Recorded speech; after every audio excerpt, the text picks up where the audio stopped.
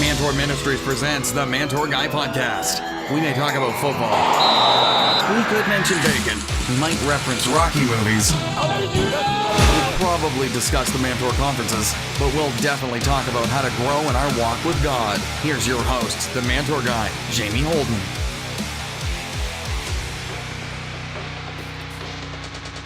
Hey guys, welcome to the Mantour Guy Podcast. Jamie Holden here. We're happy to have you join us today. Well, today we're excited to be joined by one of my favorite people, Tom Rees. Tom is the men's ministry director for the Pendel Ministry Network. He's the director for Pendel's U.S. missions and also church development. Tom's contributed a chapter to our newest resource at Mantour Ministries under construction, and he's been a huge influence on me and my ministry. He's someone I know I can always count on in my life. We're so happy to have him today. So, Tom, welcome to the Mantour Guy Podcast. Hey, Jamie. Hi, everybody. It's great to be with you guys. And, Jamie, I love that you're doing this. I think this is pretty amazing. And thank you for asking me to be your guest today. Oh, thank you for being here. I know you have a strong heart to lead men and see churches have strong, thriving men's ministry. When did this passion first start in your life? Yeah, well, my story, Jamie, I just, by the way, finished reading your book, your new one that you just wrote, Invincible. I love it. I think you did a great job with it. You talked a lot about, some of the issues that you've had growing up and some of the issues you've had with your dad. And a lot of men, including myself, have hurts that go back to when we were kids. And personally, in my own life, my family tree, when you were a kid and they had you draw a family tree, my family tree is a family shrub. I've had 3 dads in my life, and with that, I think all my life I was really looking for some good role models and some people who would help me along the way as to what does it mean to be a man, and when I became a Christ follower, what does it mean to be a man of God? And so with that, I thank God for some of the mentors in my life, and with that, it kind of spurred me on to try to help develop ministries where men could establish those kind of healthy relationships and really grow in their lives. So I went on staff at a church in Reading, Pennsylvania. The pastor at that time was Jim Swank, and he was a tremendous mentor to me in a lot of ways. And with that, I looked at how he lived his life, and he gave me a tremendous opportunity to work with the men in the church. And so we had like a lot of churches do, a couple guys that meet for men's breakfast, and you walk in on a Saturday morning and they burn the toast and the whole bit. That's the first thing you do when you walk down the hallway. And they asked me if I kind of would help them a little bit with that, and I was able to jump in, and we began to look at ways that we could really challenge guys and help guys to be the men that God called them to be. And out of that, men's ministry grew. I remember we did a book called Man in the Mirror, where we looked at 20-some different qualities of challenges men faced in their life. And each month we would tackle a different one. And out of that, it really grew into our first shot at a men's ministry. And from there, the district kind of gave me an opportunity to expand that out. That's great. I know recently I had the privilege of sitting in on some training that you did about leading so men can follow. And one of the things that you discussed is, how man-friendly is your church. Can you share a little bit with our listeners about what that means to have a man-friendly church? Wow, that's a great question. There was a book, it was called Why Men Hate Going to Church. And that was written probably over 10 years ago. And with it, it really addressed some of the issues that I think that churches really need to look at. And one is that in a lot of ways, our churches can become very, very feminine. That's what I appreciate. When I went to Glad Tidings, it was a GT church in Reading. The first time that I walked in, one of the things that impressed me was the number of men that were there. And, when I went and visited a lot of different churches, there would be a lot of churches that had a lot of women, a lot of children, but the men would be absent. But when I went to Glad Tidings, I noticed that there were many men that were there. And I think that the style of leadership, the way the churches was conducted, the things that happened there really played into presenting a place where men can feel very, very comfortable. So let me give you an example of that. One of the things that, we go into churches sometimes and you'll see people do that. Well, I'll give you an example. I was looking, for some potential worship leaders and speakers for our men's conference, and I went to a service with one of the national guys that goes around, travels and sings, and tremendous voice, and I love his songs. But I went to this one concert, and with it, one of the first things that he did is he said, "Okay, I want everybody to grab the hand of the person next to them," and everybody grabbed the hand of the person next to him, and then he said, "Okay, men, I have you trapped." And when he said that, I looked at my wife and said, "Okay, I'm not having him speak at our men's conference. I don't want to trap men." And sometimes I think guys feel trapped in some of our settings because we're just not man friendly. For instance, the whole thing, let's grab the hand of the person next to us. Let's hold hands. Some of the songs that we sing are very feminine oriented. And sometimes we repeat them over and over and over and over again. And those are things that as men, that I think that a lot of men react back to that and say, you know what, I'm looking for something that really has purpose. I'm looking for something that that is big and it's bold. And some of the things that I ask churches is, for instance, have you ever attempted anything big? Have you ever tried anything risky? Does your pastor participate in the men's program? Let's talk about the messages on a Sunday. When was the last time that a sports illustration was used? Guys love sports. Not every guy, but a lot of guys love sports. Your book Under Construction, Jamie, talking about guys that like to build things. When you use those kind of illustrations, I think it helps to create a man-friendly place. And I'll go one step further. I think if you can be visual, guys are visual. So I look for sermons that are visual. I remember preaching a sermon where I came out and I had one of those chainsaws, and in the middle of the message, we start up a chainsaw. Let me tell you, nobody slept through that message. But I think sometimes attempting some things that get the attention of the guys and really center in on what's happening in their lives, I think that's how churches can be more man-friendly. By the way, that book, Why Men Hate Going to Church, is a great thing. And they also have a website called Church for Men that has a guy-friendly church test. It'd be really interesting for your guys to go online and to take that. Yeah, I know at the training you had us take that test, and it was really interesting to think through some of those things. In the training, you also discussed the need to identify the needs that men have. If you're going to lead men, you have to know where they need to be led to. What are some of the needs that you have found in your years of ministry that men encounter in their lives? Great question. Jamie, I think one of the first things that we look at is men need purpose in their life. And I think every man needs to find purpose in their lives. So you got guys that are, what's the purpose in your marriage? What's the purpose as a father? What's that purpose as an employee? Some guys are in jobs that they just hate. And when I've seen them find their purpose in serving God, it does something to the soul of a man. And I think churches are wise to look and say, how do we help a guy to find his purpose? And when you look at that, for instance, I talked about that men's breakfast that we had, that when we started at Glad Tidings, and one of the things that I loved about that is there was a guy, and he still goes to this church today. His name is John Fiorentino, and John, one of the things that he would do is he owned a sub shop and he made great sandwiches. And we talked to him about John is, we want to do some special food at the men's breakfast. And John was like, Pastor, I can help. John brought in breakfast pizzas one day. I mean, pizzas with, bacon and eggs on it, man pizzas. And one of the things that I saw John light up because, he loved food. He loved serving people through food.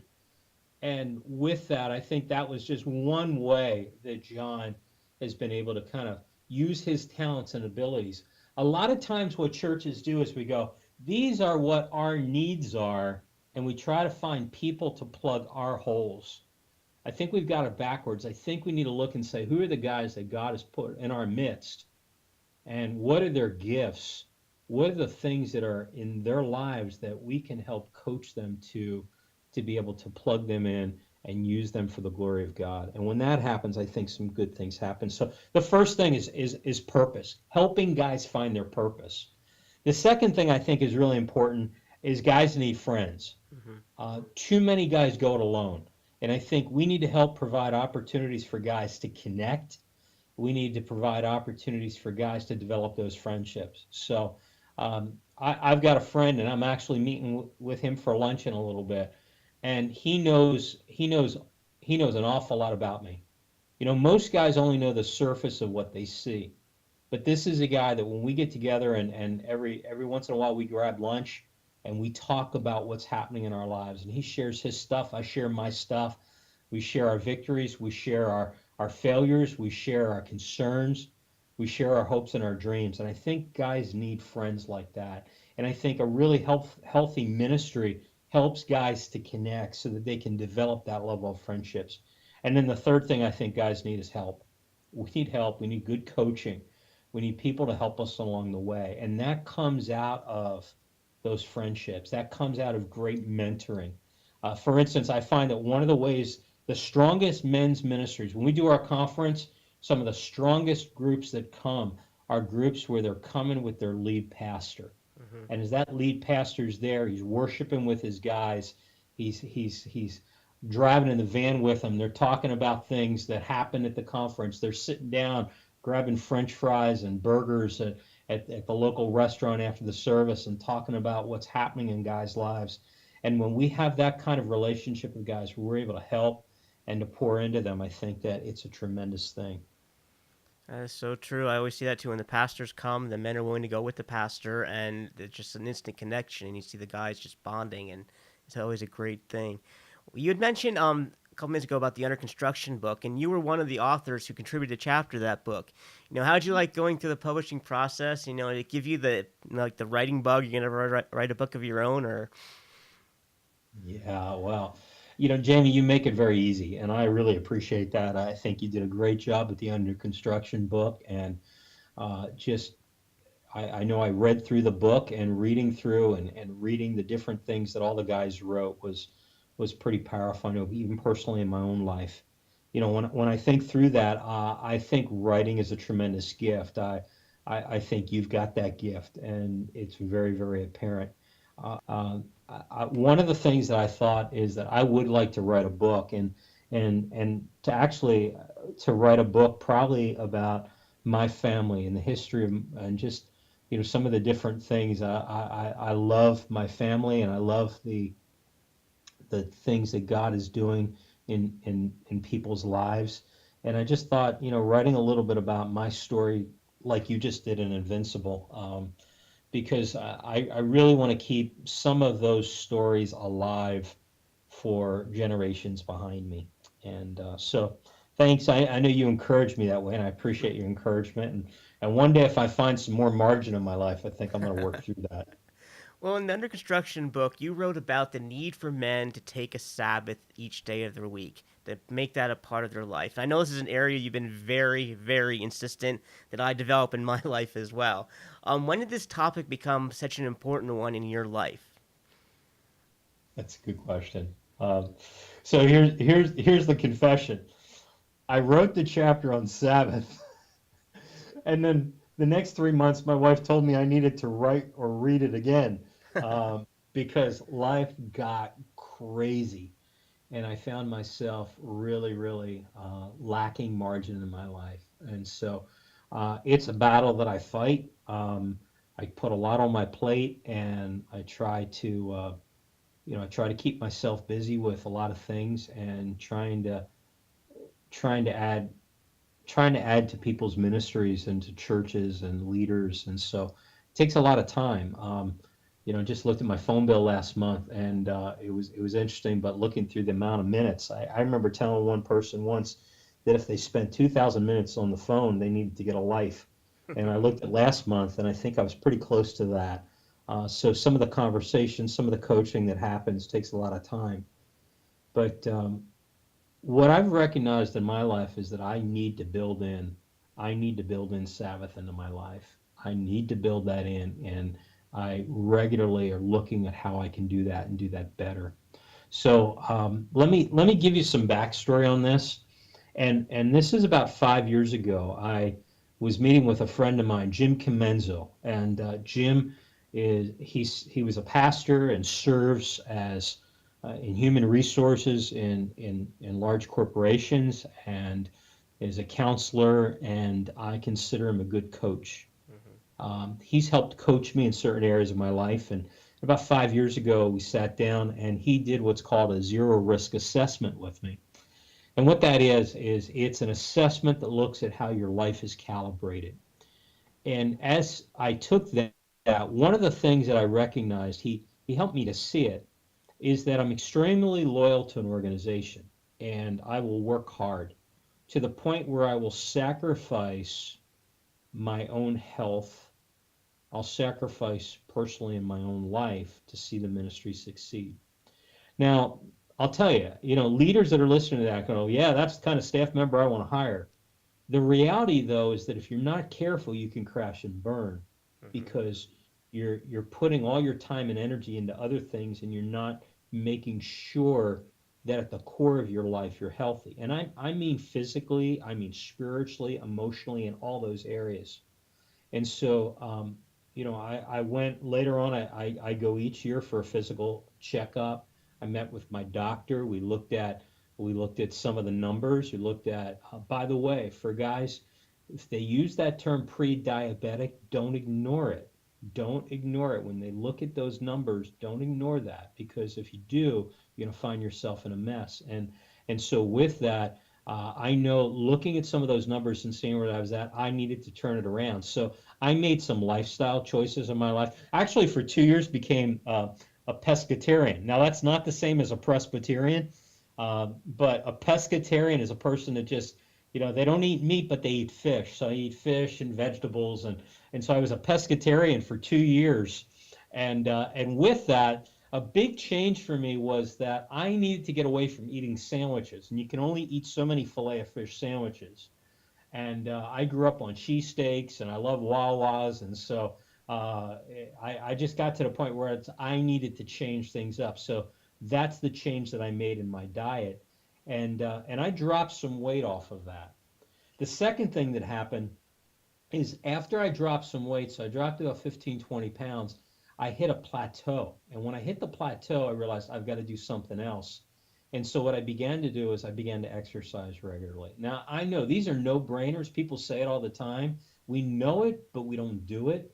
And so, I looked at, what do I enjoy doing physically? And every summer we would go to Hilton Head and we would bike during the summer. That week that we were there, we'd love the biking trails. And I'm like, you know what?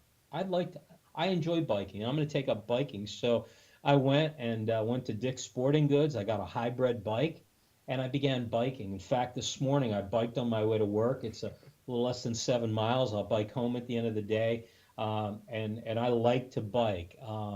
And so I try to do about 100 miles a week on the bike, just to get out there, enjoy some fresh air. During the winter, I'll do some classes that are indoor biking. But when I look at all this, I needed to do that. Now, I wish I can tell you that every time that I've done that things are going great, but what happens is life hits you, and sometimes you go through things. 2 years ago, when my pastor, my good friend Brian, was in a motorcycle accident, and his wife Lynn died. Brian was in a coma, and I remember that season that with that, I began to seek comfort in food, so I wasn't eating healthy. In addition to that, just I was in a funk. I was depressed, and then later on we lost another very, very close friend, and just with that, it tended to spiral, and I stopped exercising. I just wasn't motivated to do that, and I watched myself begin to put weight back on, and I remember those words that, I need to take care of myself. So with that, Sabbath, I think, is a really big part of that, because, in it, the things that'll bring you the, sugars, starches. Another thing is stress. And so stress isn't good for your blood pressure. It's not good for your sugar levels. So making sure that all those things that you're doing those things, Sabbath helps you to process stress in your life. And so let's face it, the God designer set us up this way, and when we ignore it, we hurt himself. By the way, Jamie, let me say I'm really proud of you because we had this conversation, didn't we?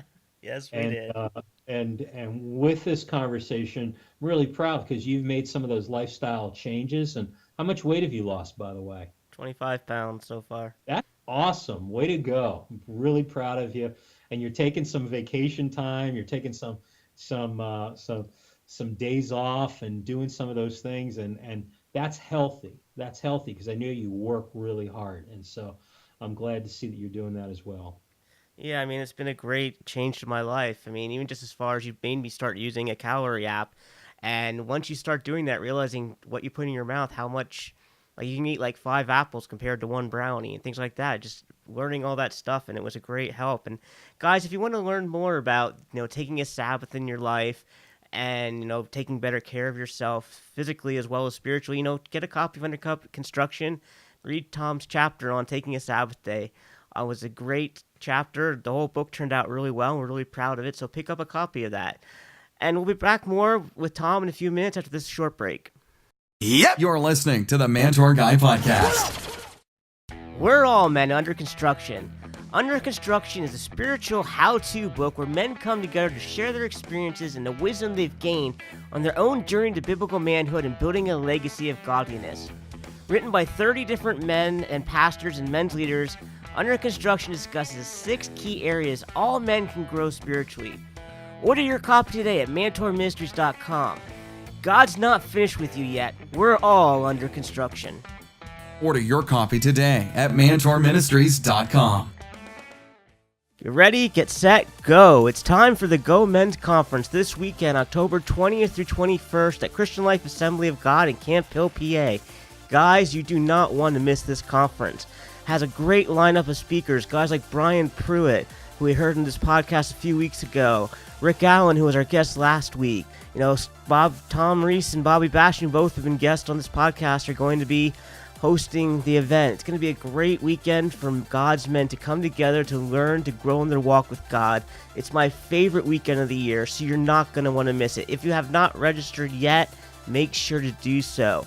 You can learn more information at gomensconference.com. That's gomensconference.com. Get ready, get set. You do not want to miss this. The Mantour Guy Podcast, helping men grow in their walk with God. Did you know that over 33% of girls have seen pornography online before the age of 13? Protect your daughters by installing Covenant Eyes on all your computers and mobile devices. Covenant Eyes blocks all pornography so that it can't reach your little girl and cause damage to her spiritually or emotionally. Sign up today using the code MANTOR and receive 1 month of service free. Guys, that's a no-brainer. Try it for a month and see how it helps protect your precious daughters from the filth of internet porn. Sign up using code MANTOR, MANTOUR, at covenanteyes.com today.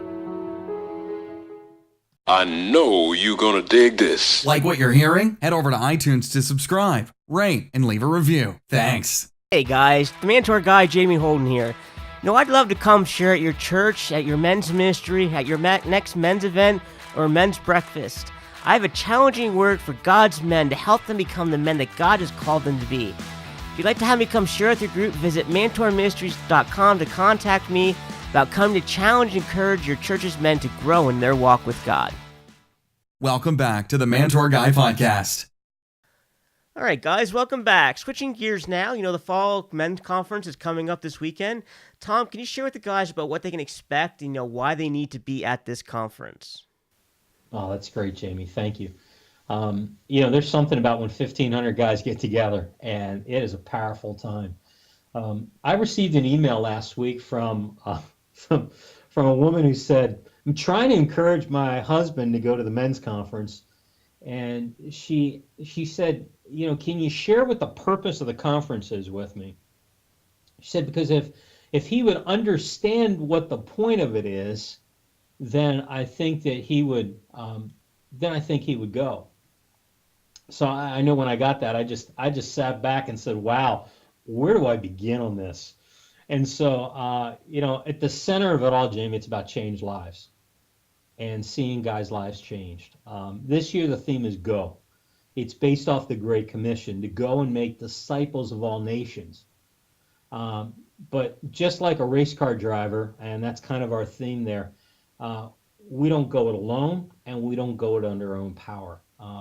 A friend of mine, Rich Fogel, he pastors up in Hamburg area and Fogelsville. Get this, Rich Fogel pastors in Fogelsville. I love it.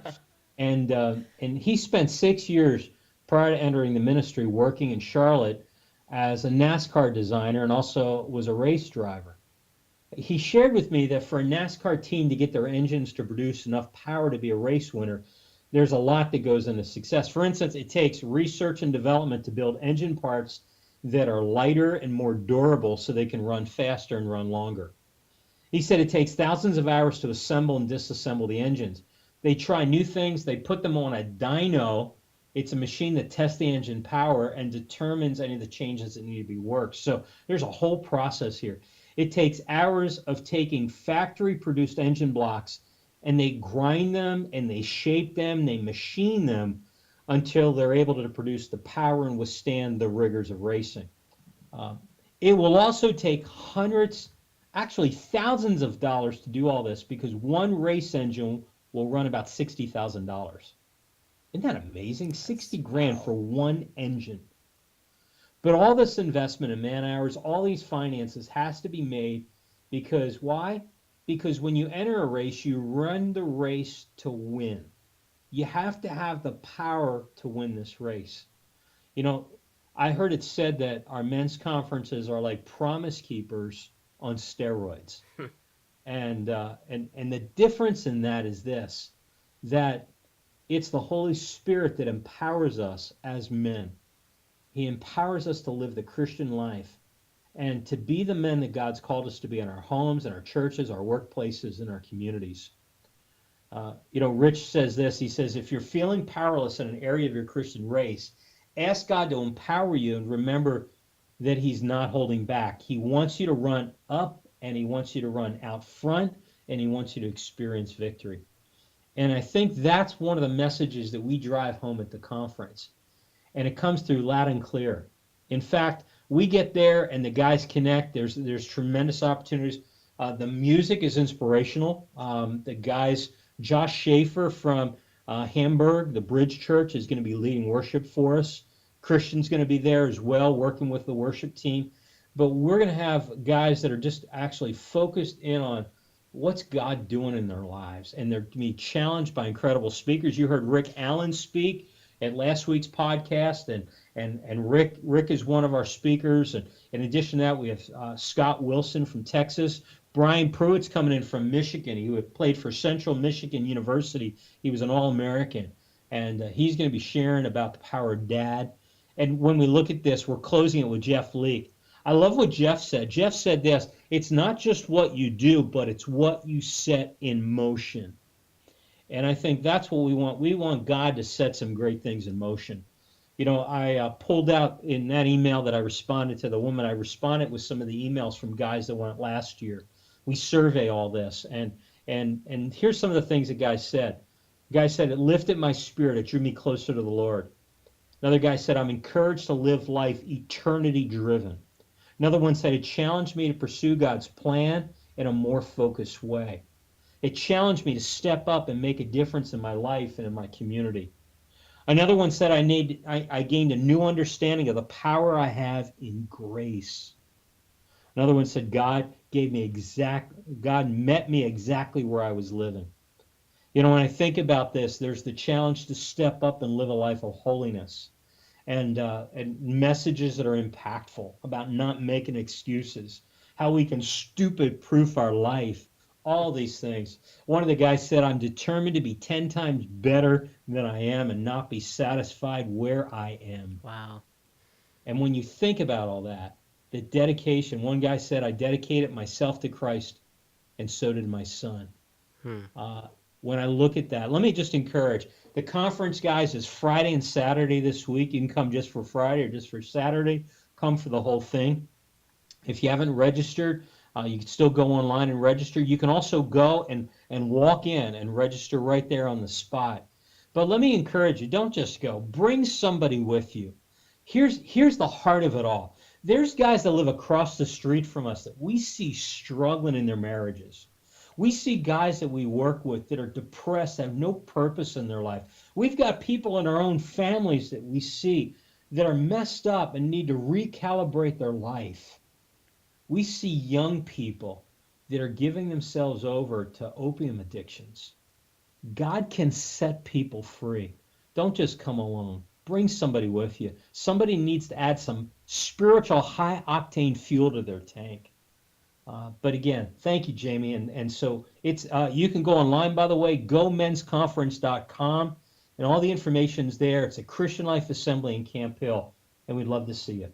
I remember a few weeks back, I interviewed Bobby Basham, who also co-hosts this conference with you, and I asked Bobby the same question I'm going to ask you now. My favorite part of this conference every year is when I get to slip into the back and listen to the over 1,500 guys, praising and worshiping God. To me, that is like the most beautiful sound in the world. What's your favorite part of the conference that you look forward to every year? Jamie, I love that part. That's awesome to see and to hear that.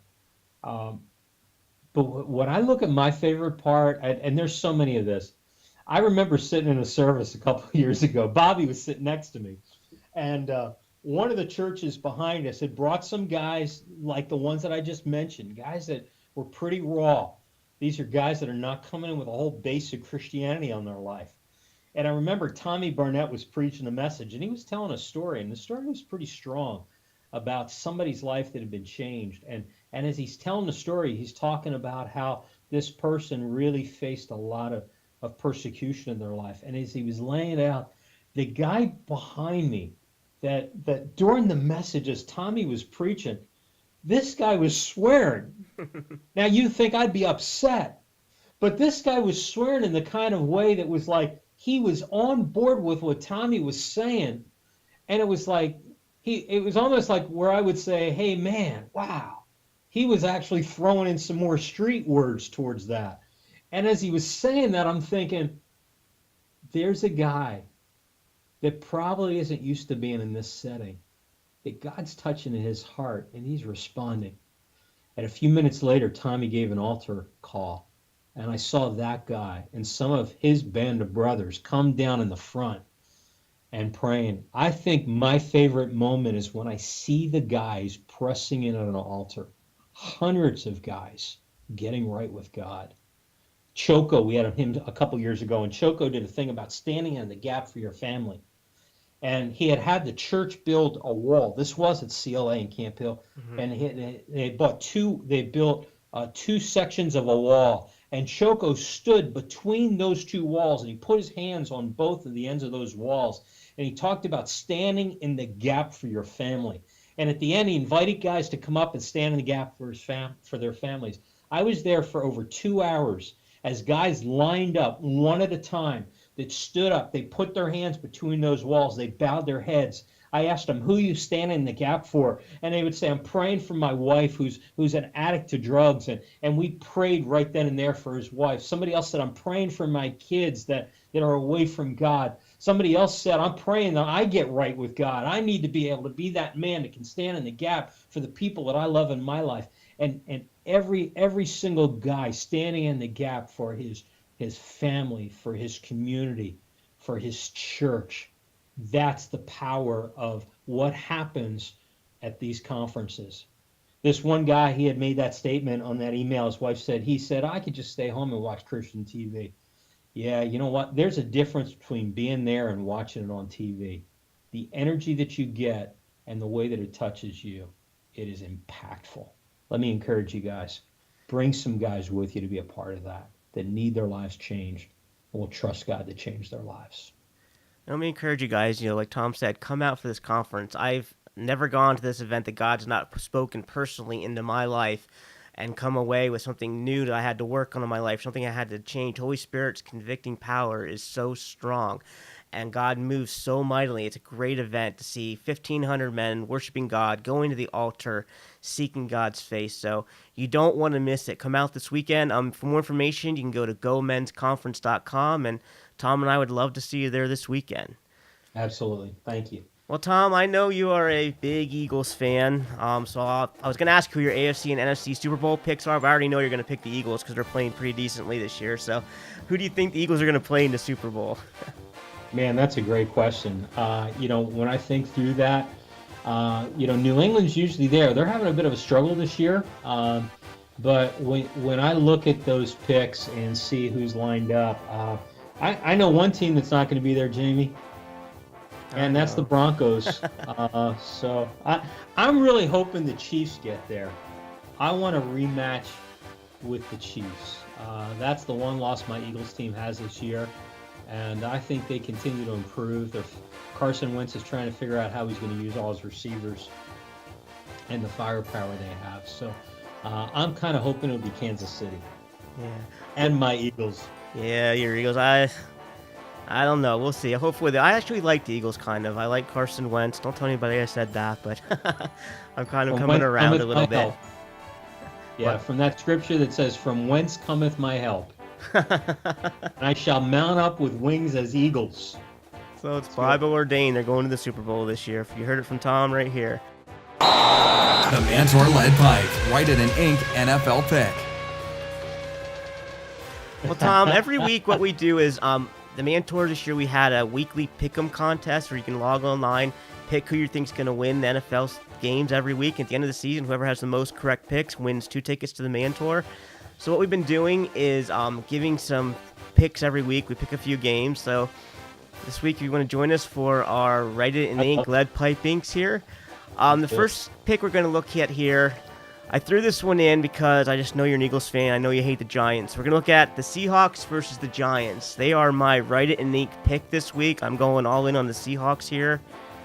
I almost picked the Giants for my Super Bowl pick this beginning of the season, and they are just a disaster. You picked the Giants for Super Bowl. I said I almost. I actually went with Tampa Bay, which wasn't a bit much better pick, but. Yeah. Hey, it'll be the Seahawks. I think that the Giants, they're really struggling in their receiver core. They keep having these guys go down. They're playing for the number 1 draft pick right now. So Seahawks, I think, still have something to play for. All right, our second game is actually a Super Bowl rematch. The Sunday night game is the Falcons versus the Patriots. I think I'm going to... man, I don't know. I'm going to go with the Falcons on this one. Yeah, I picked the Falcons. I think the Falcons, with it, they've got a lot to prove. And, boy, that Super Bowl, they had such a huge lead in the first half, and then to see that slip away like that, I think that they're going to be really, really motivated to play an entire game against the Patriots. Yeah, neither team looks as good as it did last year, and I'm picking the Falcons for the same reason, just that edge of we got to win this after what happened last year, so I'm going to go with them. We got some good rematches of Week 1 coming up here. The Broncos are rematched against almost the San Diego Chargers, but it's LA Chargers now. Of course, I'm going to go with the Broncos there. Even though it's in LA, their stadium seats 10,000 people, and it's like a home game. The Eagles played there a couple weeks again, and they had fans were cheering more for the Eagles than they were for the Chargers. So I'm going with the Broncos in that one. Yeah, I think the Broncos. Until the Chargers show me more, I think it's the Broncos on that one. And then Monday night is a rematch as well. Your Eagles versus the Redskins. That was a good first game. The Eagles won that, right? They did, and so I've got the Eagles to win this one again. So I'm a homer all the way, and I love the Eagles, and I'm hoping that they're going to be able to do it against the Redskins. Redskins have found a way to beat them in the past, and they've been a kryptonite to the Eagles. But we're going to hope that they build off that early season rematch here. So it'll be a good Monday night game. So, by the way, let me encourage you guys, on Monday night games, especially, if you got teams that people are excited about, if you see the Steelers, the Eagles, just let me encourage you, don't watch it alone. Bring a few guys over. Say, hey, let's grab some pizza and watch the game. We'll grab some wings and just enjoy the game together. That's some of the ways we build some of those friendships. Okay, so our weekly picks here, we had the Write It in Ink pick is the Seahawks versus the Giants. We both went with the Falcons over the Patriots. We both picked the Broncos over the Chargers. And we had the Eagles over the Redskins. Shameless plug time. Awesome. All right, well, now it's time for our shameless plug. Tom is going to be the main session speaker this year at our Central PA Mantour. It's going to be on March 17th at Glad Tidings Assembly of God in Middletown, PA. Tom, is there anything else that you'd like to plug coming up in men's ministry? Yeah, you know what? We've got actually coming up here, we have Bacon Fest. Anybody out here like bacon, guys? Bacon Fest that's going to happen at Harrisburg First Assembly. It'll be Saturday. I believe the date on that is November the 18th. But it's going to be an awesome time. We have Greg Hubbard, who's going to be speaking at Bacon Fest.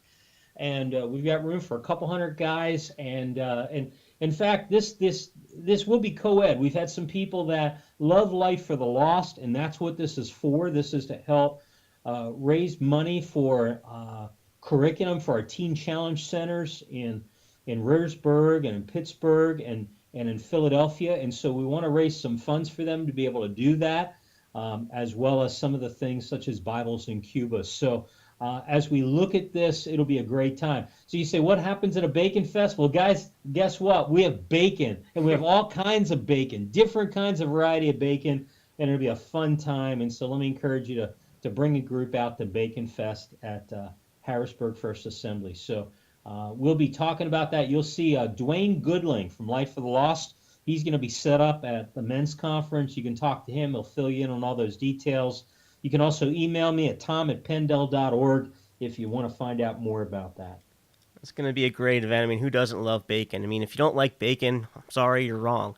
I mean, bacon's the meat candy, right? I love it, so. You got to be careful on that for your health, though, James. Yeah, I know. I don't have it very often, but I do splurge. Especially when you do a lot of men's breakfasts, they always have bacon, so you can't say no. The breakfast of champions. Yeah. Well, as we wrap up this week, what is one practical piece of advice you would have for men to help them grow in their walk with God? Yeah, the biggest thing I would say, guys, is don't go it alone. Don't go it alone. And let me just say that I know that at this podcast, you have a lot of guys that listen to it, and a lot of men who are leaders are listening to this. And sometimes what we do is we tell others that they've got to do it. And, hey, you got to be in community, you got to be in relationship. But I think that I've seen a lot of leaders that really feel pretty alienated and pretty alone. So guys, don't go it alone. Make sure that you've got somebody that you can talk to, somebody that you can work through those challenges that you face in life, because we all face them, guys. And so just with that, let me encourage you to build some of those friendships. Let me also make myself available. Some of you say, I'm not sure where to start. Give me a call. Give me a call. I'd love to connect with you and talk to you more about this. And so you can reach me at the Pendel Ministry Network, and I'd love to connect with you to make sure that you're not walking alone, but you're walking in relationship. Steve Torville, our superintendent, says we're better together, and I think that rings true in every way. Thank you, guys. Thank you, Jamie. It's great being a part of this with you. You're doing a great job. Proud of you, buddy. Thanks, Tom. Thank you for being our guest today in the Mantour Guy podcast. You're one of my favorite men, favorite guys to minister with, and I'm glad you could be with us today. So thank you, Jamie. It's been great. All right, well, guys, you can still be part of the Go Men's Conference. It's taking place this weekend at Christian Life Assembly in Camp Hill, PA. And remember, you can also hear Tom speak at the Central PA Mantour on March 17th at Glad Tidings Assembly. For more information on that, you can visit mantourministries.com. And once again, as we close, thank you, listeners, for giving us your time today to listen. If you want to read Tom's chapter in Under Construction, you can order a copy at mantourministries.com.